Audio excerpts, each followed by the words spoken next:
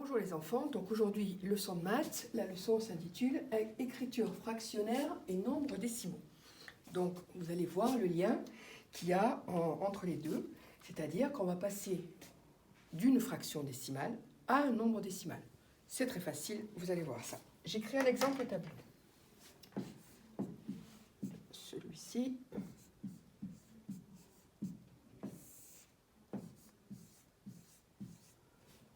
Donc là, je lis la fraction décimale, 75 457 millièmes. Donc vous avez appris que quand on divise un nombre entier par 1000, on doit avoir 3 chiffres après la virgule. Donc, et puis c'est pas nécessaire non plus de poser l'opération, ça fait perdre beaucoup de temps.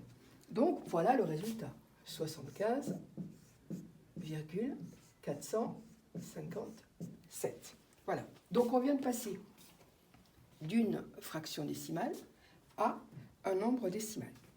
Dans ce nombre, 75,457, la partie à gauche, les chiffres à gauche de la virgule, on dit que c'est la partie entière du nombre décimal.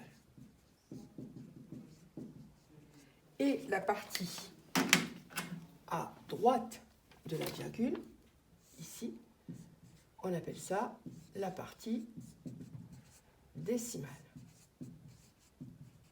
Voilà. Donc à gauche, partie entière, à droite, partie décimale. Donc ce nombre-là, 75,457, je peux les décomposer de 3 façons différentes. Donc je vais reprendre virgule 400, je vais changer de truc parce que là c'est plus possible ça déjà. Voilà. Alors, je peux l'écrire comme ça. 75 plus 457 millièmes. Ça, c'est la première façon de l'écrire. Je peux l'écrire aussi. 75 plus 4 dixièmes plus 5 centièmes plus 7 millième. Donc je décompose la partie décimale. Je peux l'écrire aussi. 75 plus 0,4, puisque 4 dixièmes me donne 0,4. Je divise, il me faut un chiffre après ma virgule. Plus 0,05 plus 0,007. Si j'additionne tout ça, je vais la poser ici, l'opération. Ça, vous savez le faire maintenant. 0,4 plus 0,005. Il faut bien aligner les chiffres. 0,5, je vais déjà trop vite. Plus 0,007. Voilà. Je place ma virgule pour ne pas l'oublier.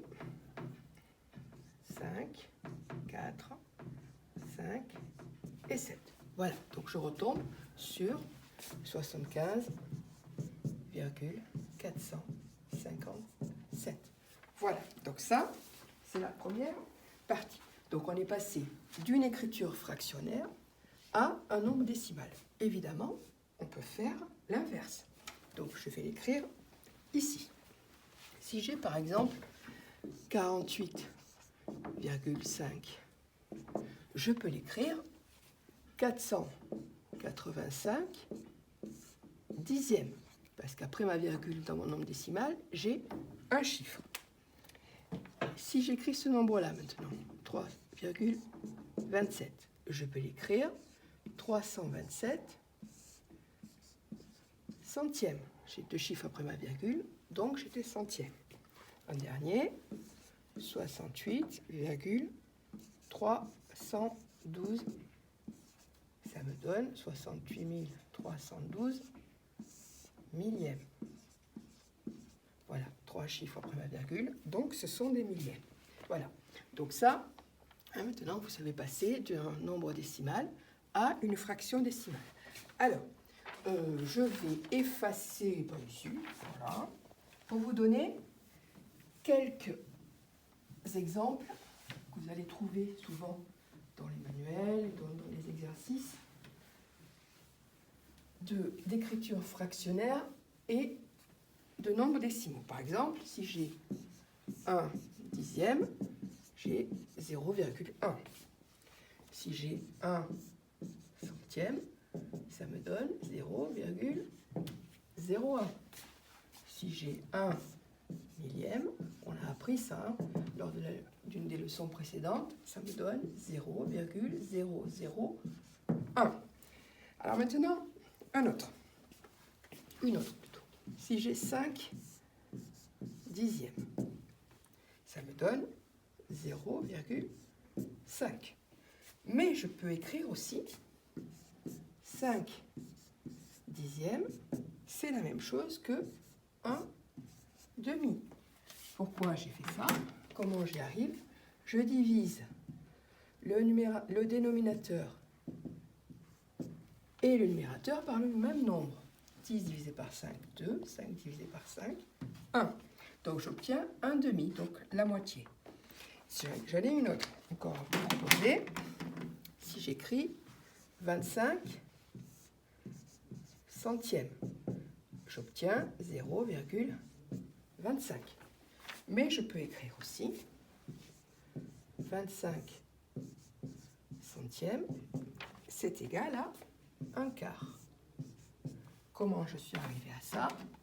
J'ai divisé le dénominateur et le numérateur par 25. Voilà. Une dernière, je vais l'écrire là. 75 centièmes, ça me donne 0,75, mais je peux écrire aussi 75 centièmes est égal à 3 quarts. Pour arriver à ça, j'ai divisé aussi le dénominateur et le numérateur par 25. Voilà, donc ce sont des écritures fractionnaires des nombres décimaux particuliers. Donc 3 quarts, 1 quart et 1 demi, on peut les transformer à la fois en nombre décimal et en fraction décimale. Voilà, donc là vous avez appris à passer d'une écriture fractionnaire à un nombre décimal. Vous avez aussi appris à faire l'inverse. Voilà, donc c'est assez facile à faire. Évidemment, la leçon suit, les exercices et les corrections. Voilà, c'est tout pour aujourd'hui. À bientôt les enfants.